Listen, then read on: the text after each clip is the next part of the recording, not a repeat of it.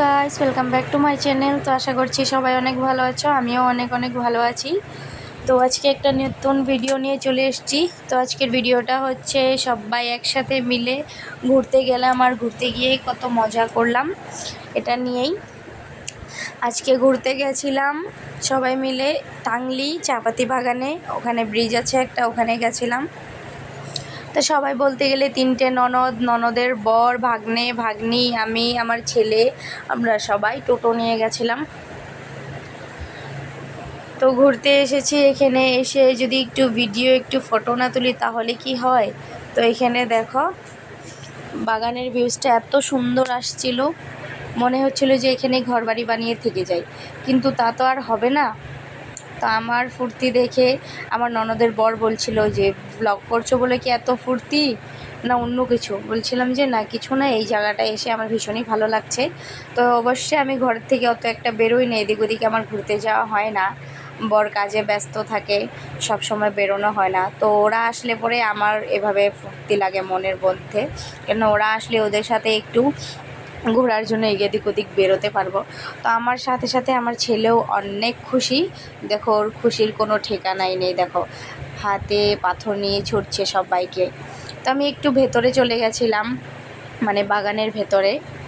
তো বেশি ভেতর অবধি যাবো না, আমার একটু মনের মধ্যে মানে ভয় ভয় লাগছে যে এখানে কিছু নেই তো, কিছু কামড়ে দেবে না তো। তো আমি বেশি দূর আর গেলাম না।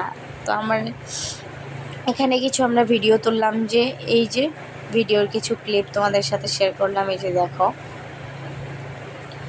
তো আমার ননদ বলছিল যে বৌদি তুমি এভাবে একটা ভিডিও করো, অনেক ভালো লাগবে, সবাই করে। তো আমি বলছিলাম যে আমি পারবো না। বলছে তুমি পারবে না, আমি করে দিচ্ছি, তুমি শুধুই এভাবে এভাবে বলি এভাবেই করে যাও। তো ওর কথা মতো ভিডিও একটা করে একটু বাইরে এসেছি।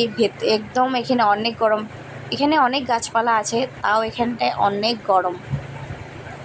তো আমরা সাথে করে পাংখা একটা নিয়ে আসছিলাম, হাত পাখা। তাই জন্য এই হাত পাখাটা দিয়ে একটু হাওয়া করতে করতে টোটোর ওপর বসে পড়েছি, কেননা সন্ধে হয়ে আসছে। তো সন্ধ্যের পর আর এখানে থাকা যাবে না, এই জন্য আমরা একটু ব্রিজের সাইডে চলে যাব, যেখানে ব্রিজটা হয়েছে ওই সাইডটাতে। তো এই যে এখানে চলে এসেছি। তো এই জায়গাটায় এসে একটু ভালো লাগছিলো, কেননা এখানে ঠান্ডা হাওয়া ছিল, এই নদীটা থাকায় এখানে একটু ঠান্ডা ঠান্ডা হাওয়া আছে, এখানে অনেক ভালো লাগছিলো। এরপরে আমরা নদীতে নেমে কিছু পিকচার ক্লিক করে নিলাম, আর আমার ছেলের সাথে কিছু পিকচার ক্লিক করলাম। আর যেখানে আমি এই যে এখানে যে ব্রিজের নিচে যে নদীটা ছিল, এই নদীটাতে একটু নেমেছিলাম ভিডিও করার জন্য, কিন্তু ভিডিও তো হলো না, কিন্তু আমার শাড়িটা ভিজে গেল। এরপরে ঝটপট করে বাড়ি চলে আসলাম। তো আজকের মতো ভিডিওটা এখানেই শেষ করছি। যদি ভিডিওটা ভালো লেগে থাকে অবশ্যই লাইক কমেন্ট শেয়ার করে পাশে থাকো।